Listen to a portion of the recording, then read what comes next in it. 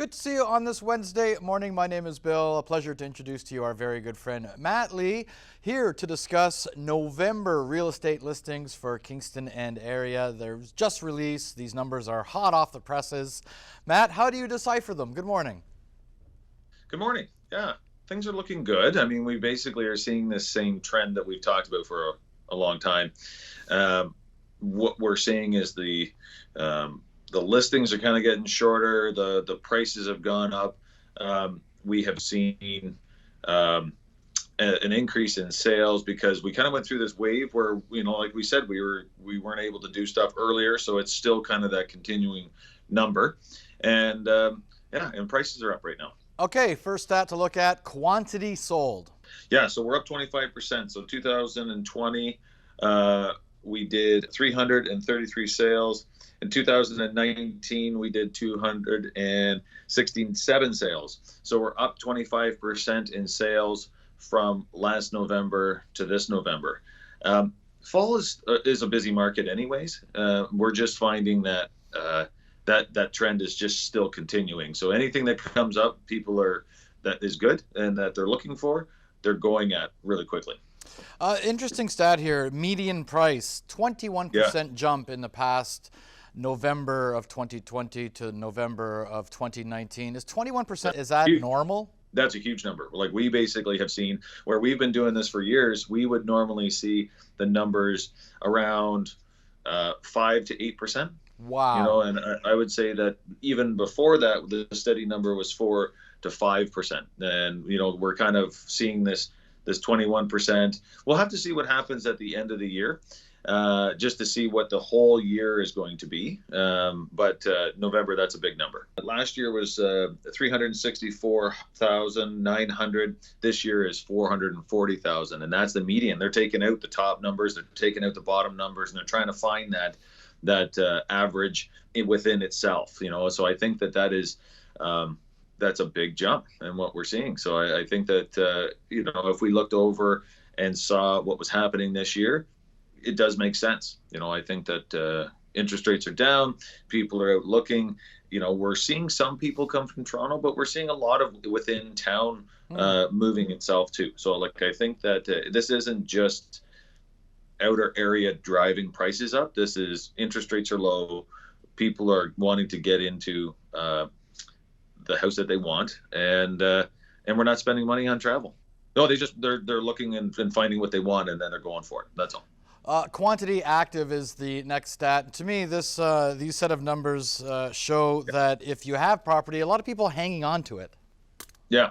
So what we're seeing, and we've talked about this a number of times. A couple of years ago, we were up as high as 1,800 listings. Maybe up even into the 2,000. Last year, we had 1,218 listings on in November of 2019, and this year we have 842. So we are down 31% in listings, which is a supply and demand thing. We're seeing the prices go up. And this is really what we're seeing as what the reason is.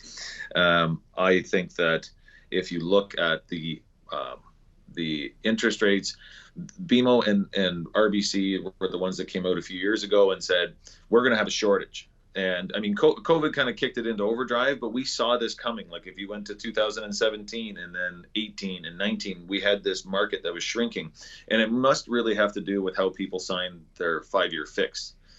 Because people would know, that the banks would know how many people are likely to break that and how many people are going to stick it out. So if we're seeing this shrink in the market of lack of listings and people want to get moved, it does drive pricing. Average list price sold and the average sale price sold. Break down these numbers. Okay, so what we're seeing is that the average list price of a sale was $497,335. The average sale of that price was $500,644. That is 100.66%. That tells you that the average house is selling over list price. A couple months ago, we said we've never seen this before. That's 3 months in a row now that we're seeing that. So that is what is happening in the market today. People are holding offers And I'm not saying every house is doing that, because not every house is doing that, but a lot of them are. And what you're seeing is we're going to list on this date, we're going to look at offers on this date, and it's telling you that the average house is selling for more than it's actually listed for. Final set of numbers: days on market is 31, and Yeah. expired is 10, just over 10%.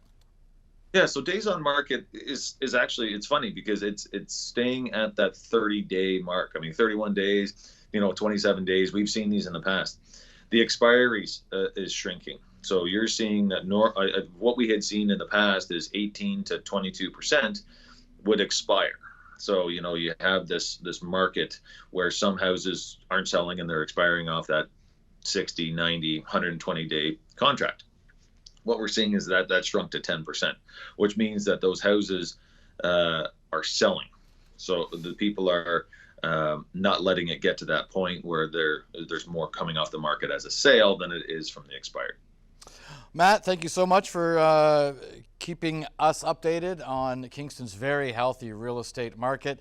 Yeah. We're going to bid you adieu. Thank you for being here. But if you can just step out of the way, I noticed that empty hook behind you. I keep sending you pictures to put up there, and I don't know what's going on. So I'm going to leave now with a picture for your wall. Here we go.